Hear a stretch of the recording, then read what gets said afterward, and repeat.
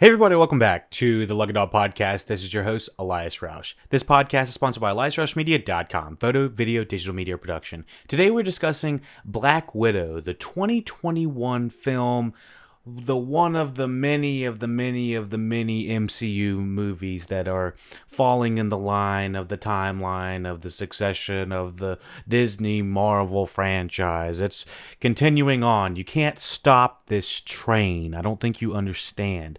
It's not stopping. Even with the pandemic, it's sort of, halted a little bit, but it still comes back with a punch. So today we have Black Widow, a 2021 American superhero film based on the Marvel Comics, featuring the character of the same name. It's directed by Kate Shortland, produced by Marvel Studios, distributed by Walt Disney Studios. It's the 24th film in the Marvel Universe, Marvel MCU, Marvel Cinematic Universe. It's directed by Kate Shortland, screenplay by Eric Pearson. Stars our own Scarlett Johansson. We have her playing Natasha Romanoff, a.k.a. Black Widow. This is not the first time she's been released. If you're just, freshly out of the MCU and you have no idea what's going on, this is not the first time this character has been introduced. But for everyone that is familiar with the timeline and familiar with the MCU, let's continue on. So she plays Natasha Romanoff, Black Widow, alongside Florence Pugh, David Harbour, Oti Fagbini, Olga Kurylenko, and William Hurt, Ray Winstone, and Rachel Weisz. So this is set immediately after the events of Captain America Civil War 2016. The film sees Romanoff on the run and is forced to forced to confront a conspiracy tied to her past. So let's talk about the technicals of this movie. Technically, this movie feels like it's divided into three different halves. Double Toasted did an immense job of describing each different half. But let me tell you how they described Black Widow in the three different parts. So the first part is throw in the Jason Bourne. It's all of the things you love about the spy and espionage, spy on the run. We basically have that, but within the MCU for the first hour. We've got the hand-to-hand combat. We've got people doing car chases and running across the tops of European buildings. And let me just say that it embodies what feels like the Bourne Supremacy, Ultimatum, and Identity franchise, the Bourne franchise. And that's just the first hour. It elevates to the second degree, which is what some of my favorite people were talking about, of my podcasters of all different kinds, Double Toasted, /film Daily, all the usual suspects of people I like, and even Bald Move, some other guys I like. But everyone agreed that it continued to escalate in tension and in action, I believe, from the first act to second act to third act. So the first act, you have the Bourne Ultimatum and Identity franchise. The second act feels like it transfers and shifts into overdrive of the Mission Impossible realm. Now, the reason it feels like so much more of a Mission Impossible type movie, and it elevates to that, then the cinematography by Gabriel Bernstein kind of curts to that. This is the same cinematographer, The Distinguished Gentleman, The Spanish Prisoner, Blade 2, Street Kings, and several entries in the Marvel Cinematic Universe. So it has that same sheen and look and kind of Civil War-esque look. So I gotta say that the reason that it feels like it elevates from the Bourne Supremacy type spy espionage to the second degree, which is the Mission Impossible-ness of this movie. The second part of this feels like Mission Impossible because literally the stunts feel super exaggerated to that degree. It's almost that G.I. Joe-ness of how the hell did they do that / sci-fi-ness. It's almost not even possible for a lot of these people to even kind of be able to do most of the stunts that they're able to do by the second act. Then by the third act, we come around to the big climax of the MCU. kind of halt. I don't think it's not the strongest part of the movie, but I don't think that the climax is the weakest either. I don't think that's there. In my opinion, the Black Widow movie doesn't have that many shortcomings from the standpoint of an average movie watcher. I think if you are going in there just as an average movie watcher, movie goer, even just an MCU guy or gal that likes watching, or put your pronoun in.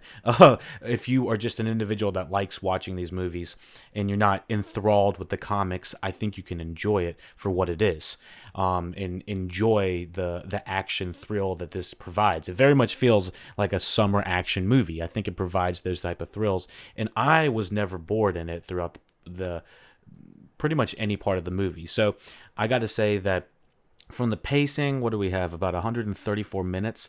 Yeah, it's well into what is that? 2 hours, 2 hours plus. So yeah, I honestly probably could have watched a little bit more of it, but I think what a lot of people are agreeing is this does not exactly feel like a Natasha Romanoff, Scarlett Johansson movie.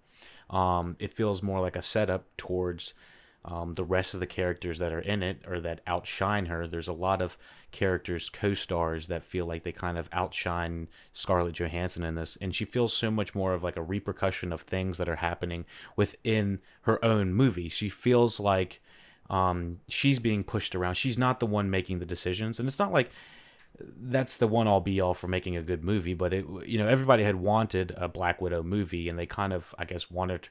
I could see of wanting her to have her own merit and not be a repercussion of what everyone else is trying to get her to do. So with saying that, as an average as an average movie goer, I think you're gonna enjoy your time. I think you're gonna the money spent into this is well worth it. Now, with saying that, I know that people that were involved with reading into the comics and stuff like that, they were not crazy about this.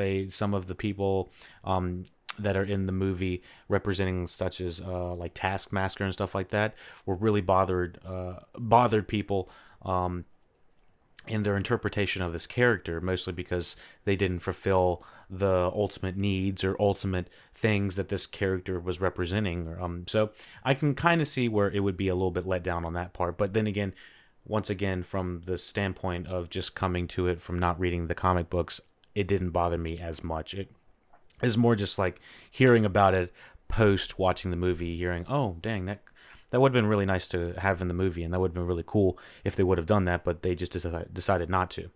So, yeah, continuing on, we have Lionsgate Films began development of Black Widow film in April 2004, with David Hayter attached to write and direct. The project did not move forward, and the character's film rights had reverted to Marvel Studios by June 2006.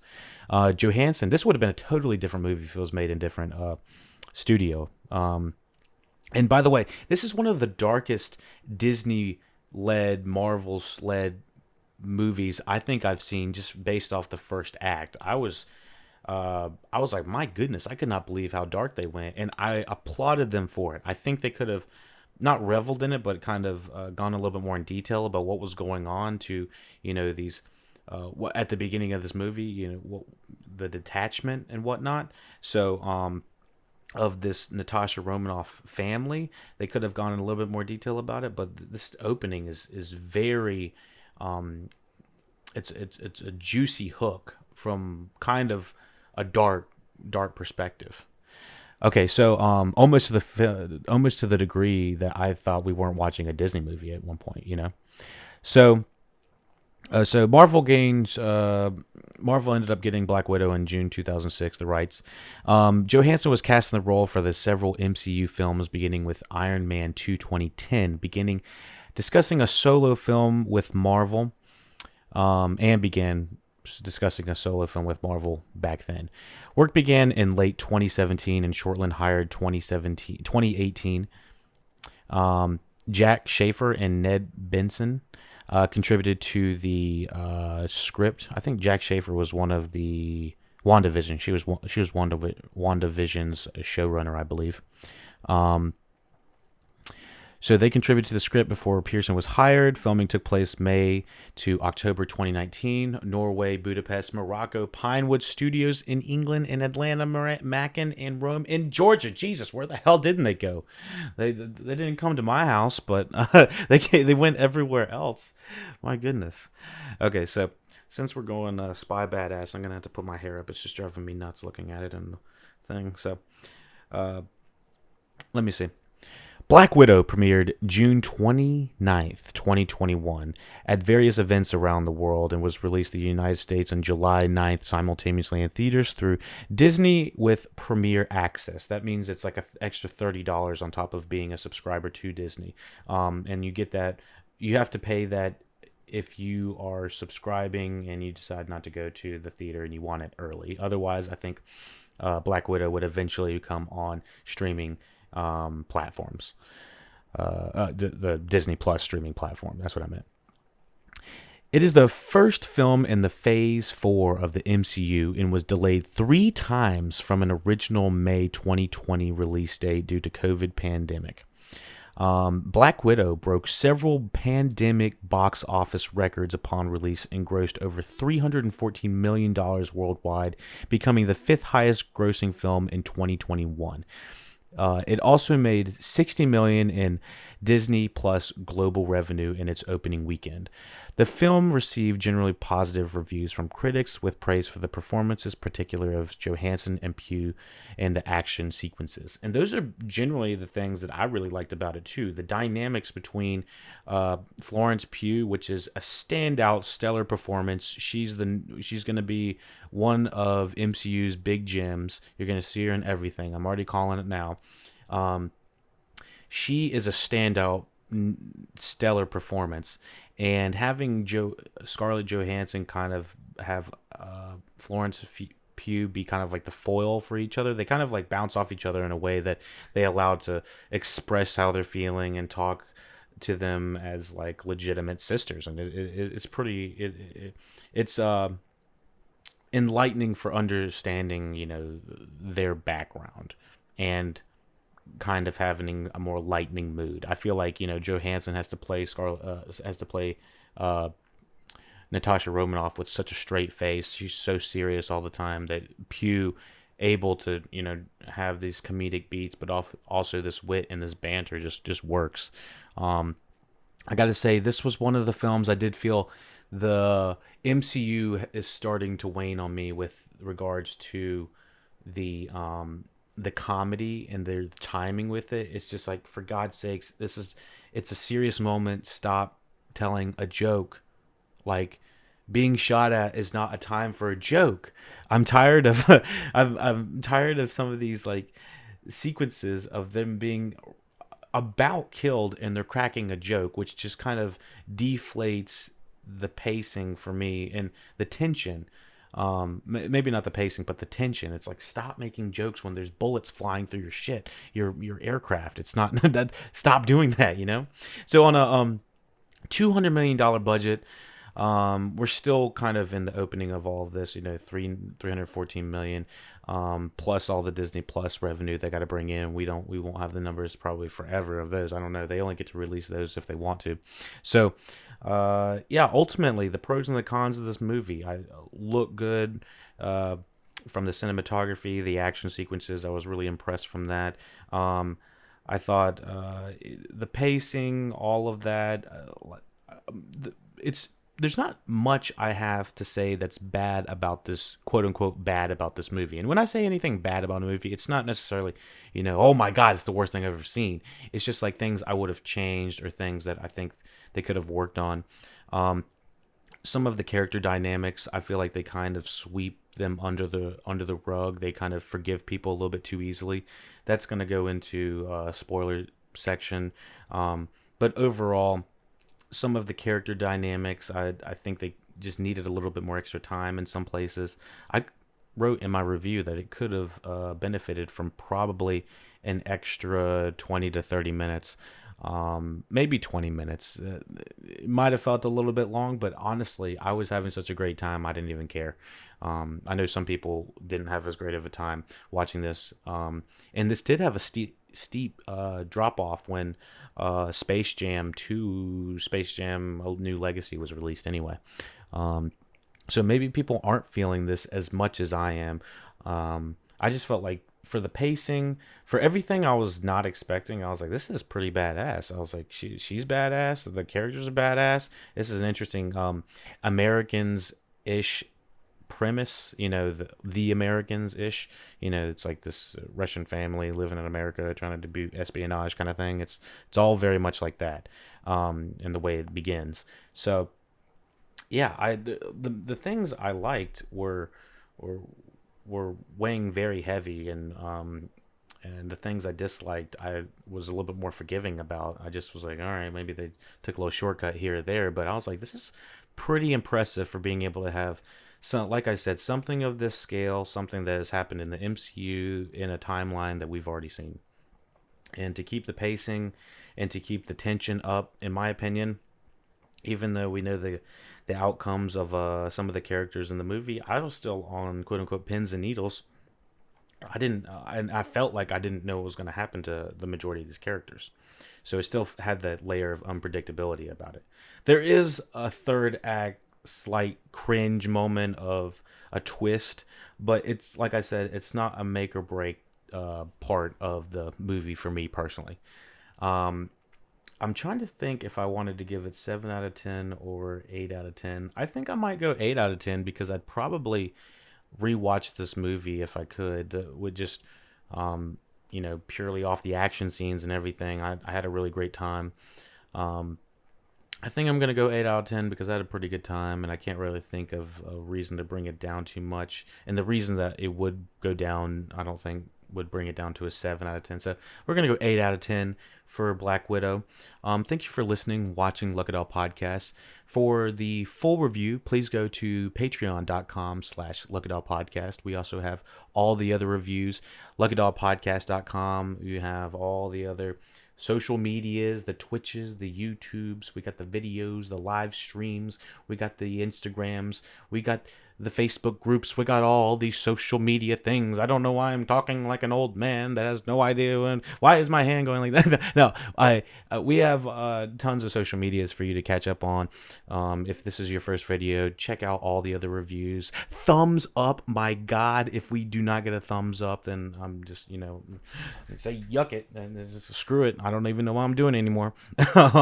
So yeah, thumbs up, subscribe, follow, all those things help. I've actually done the numbers. So if 10 people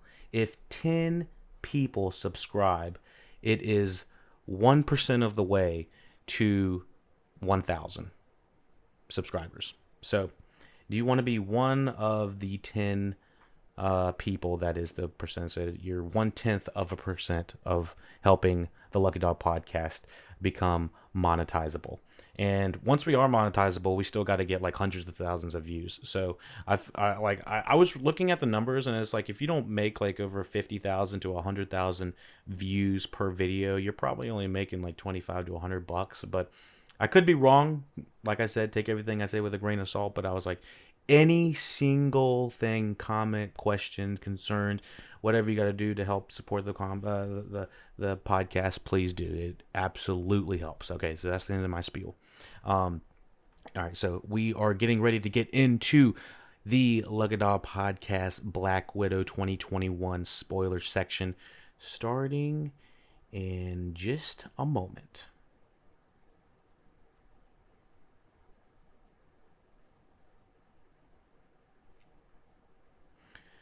So you're probably wondering why you're able to still watch this, spoiler section. I thought you were going to say this patreon.com Look It Up podcast exclusive. Well, generally it is, but sometimes I release some free long form detailed reviews, where I'm acting a little bit, crazy, wiry, whatever.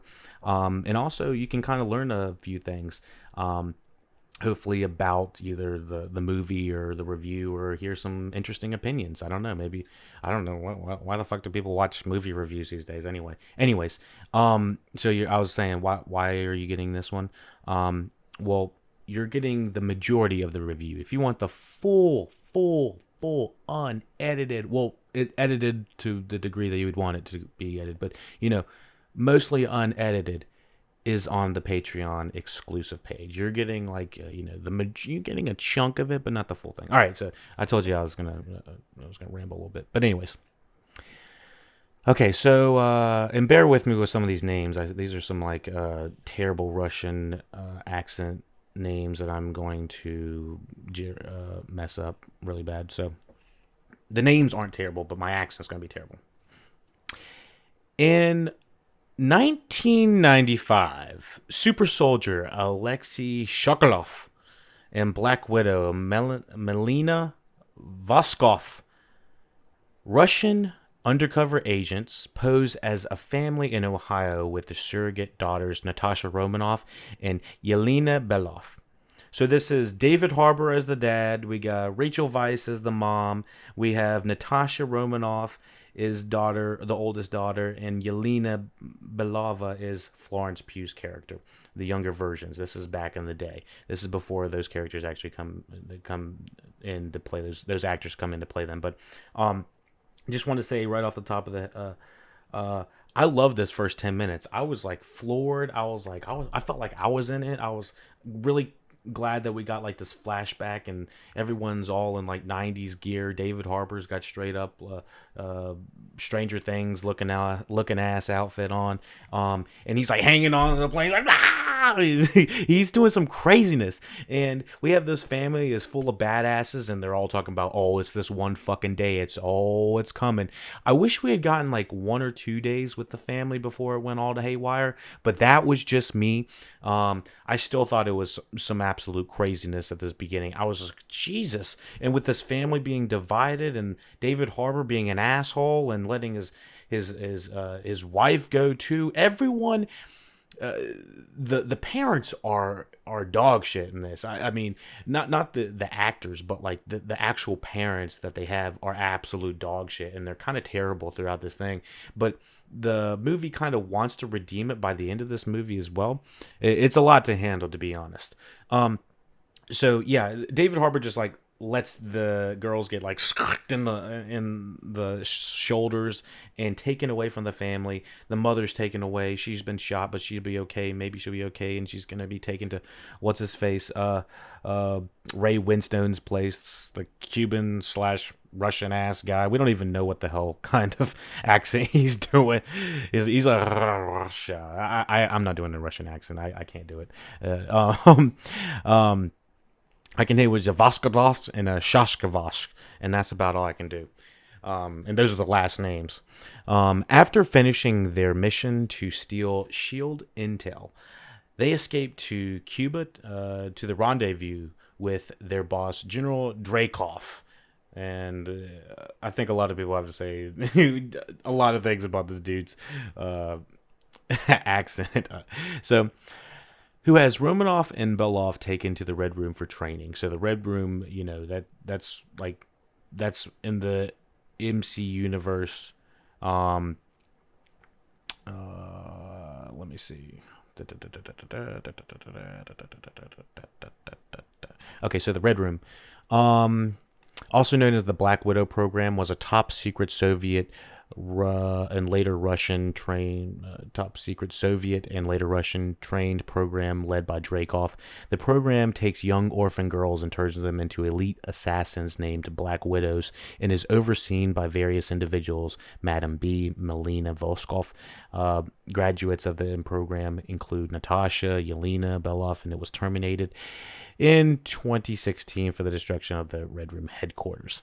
And so that's a little bit of backstory on the Red Room, and we've heard about the Red Room through other movies as well, and what has happened to Natasha and her sister, and all of these girls is absolutely it's heartbreaking. It's kind of glossed over a little bit. Even in the credits, when they have this like human trafficking segment of like Natasha and all these girls being taken and being picked up again by Dracoff or whatever. One, it's very hard to watch. Two, it's just like, oh my gosh, I can't believe they actually had to go through all that. And we aren't exactly with them through that type of torture, and I'm kind of glad that we're not, where it's more just like talked about and we hear about it, because that'd be a lot to handle for a Disney movie. I'm just saying, the straight up giving them hysterectomies and stuff like that. It's very, very, very bad. So years passed during the Shashkatov Shostakov is imprisoned in Russia, which is David Harbour's character, while Romanoff defects to Shield after bombing Dracoff's Budapest office and apparently killing him and his young daughter Antonia. And I was like, Jesus, I couldn't believe that they kept showing this explosion of this young daughter. I think they showed it at least twice before we get confirmation of things that happened later. I was like, gosh, this is intense. So in 2016, Romanoff is a fugitive for violating the Sokovia Accords, which she escapes from the United States Secretary of State Thaddeus Ross, which is we got William Hurt back. I don't think we've seen William Hurt in a long time. I don't know if we've seen him since The Incredible Hulk, but we might have seen him like once or twice in other movies. And Romanoff flees to a safe house in Norway supplied by Rick Mason. He's this like random guy that is just supplying Natasha all the things that she could possibly want and getting like nothing in return. He's kind of like casual. He's like, Natasha, what you doing this afternoon? What you doing later? You got a boyfriend? What? Oh, what? What? Plane. I got you a plane, private plane right there. I got you. And it's like she ain't giving him nothing, absolutely nothing. So yeah. Meanwhile, Beloff, Natasha's younger sister, and they're not connected at this point. Beloff kills a rogue former Black Widow, but comes in contact with a synthetic gas that neutralizes the Red Room's chemical mind control agent. Beloff sends antidote vials to Romanoff, hoping she will send the Avengers to free the other widows. When Romanoff unknowingly drives off with the vials, Taskmaster attacks her, seeking them. And I enjoyed the first battle of Taskmaster. I know some people were like, why isn't Taskmaster doing all the cool things? I mean, she has this character has a couple of cool elements of like blocking and doing similar throws and fighting styles like Captain America, and I think like Iron Man as well, maybe a couple other characters I can't remember of at this time. But it wasn't like super apparent for me that this individual was mirroring Black Widow at all. I could tell by like one or two like blocks that they were doing, but it didn't look immediately for me that she's like, oh my gosh, she's mirroring everything she does. What is she gonna do? It wasn't like that for me. But Romanoff manages to escape Taskmaster and realizes that they came from Belava. Oh, her sister. The two reunite in Budapest. Romanoff learns Dracoff is alive and the Red Room is still active. We do get a nice little Florence Pugh and Scarlett Johansson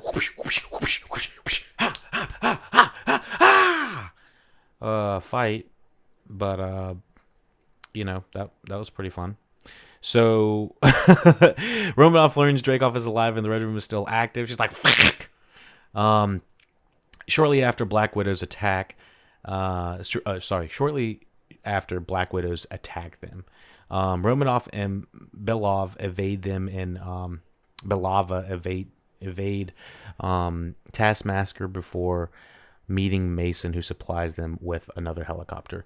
It does start to feel a little bit like a video game, grab the thing to meet the person, to do the thing, to kill the person, to do the thing. It starts to kind of feel like a little bit like that. Let me see what else we got. Romanov and Belov break Shashikov out of prison to learn Dreykov's location. Okay, so this is kind of yada yada, but I like the introduction to David Harbour's character in the modern time is a little bit extreme, I'll be honest. He's like getting a tattoo of his superhero, and the tattoo guy who's doing it, has a Black Widow on his on the side of his neck. It's just a little bit like hammy. It's like, all right. And then David Harbour is just a big fucking dude. I mean, when he's fighting, it's like, all right, this guy looks like he's gonna whoop some ass. The thing is, I don't know if David Harbour ever gets to be used to the fullest degree. A lot of the scenes for his fighting felt sloppy. I think there is good fighting in this movie, but some of the things that were happening with David Harbour's character, and I wanted more. I just wanted him to fuck somebody up, and I feel like he never really got to do that. Maybe there's like one or two scenes when he's being broken out of, but I didn't really feel it to that degree.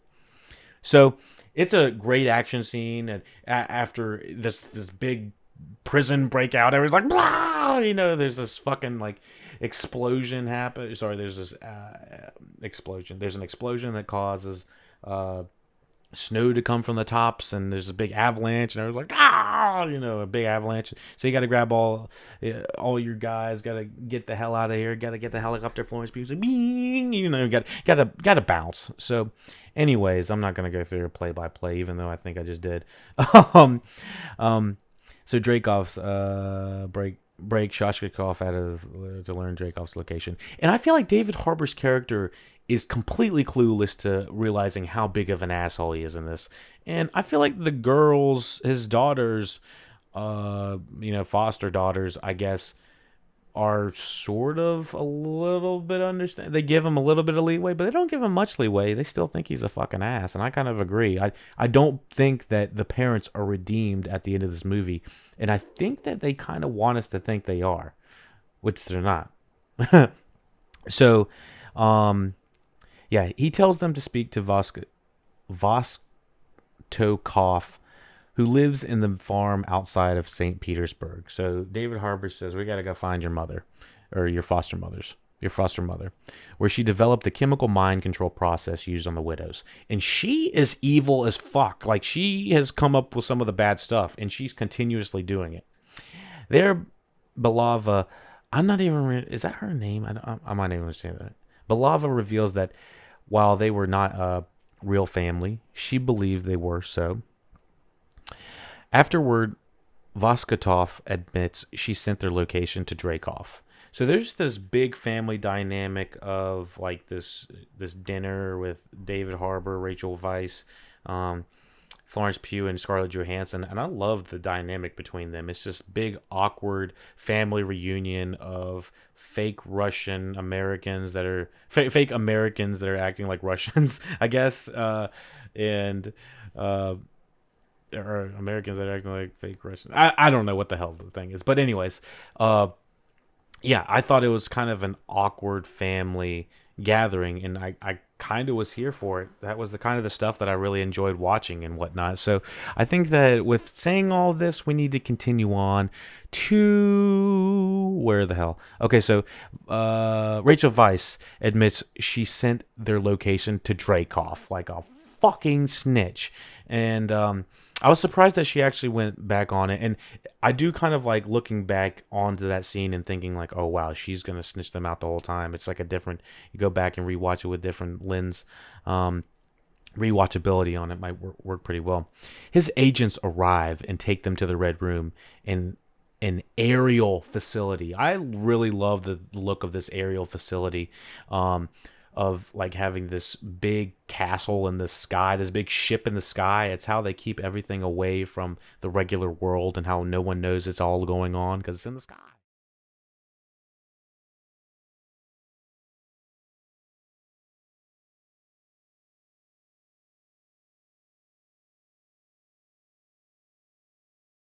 And that, my friends, is the 2021 film Black Widow, directed by Kate Shortland. Thank you for listening, watching Lucky Dog Podcast. Let me know how I can improve the podcast. Let me know how I can improve the reviews. Let me know what you thought about Black Widow. Give it a thumbs up.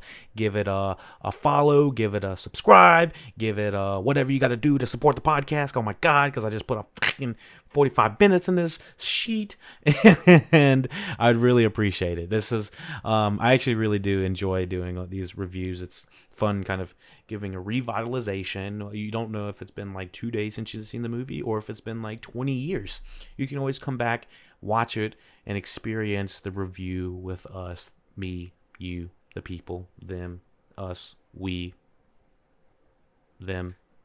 All right, so lookitupodcast@gmail.com for all the emails, comments, questions, concerns. Send them there.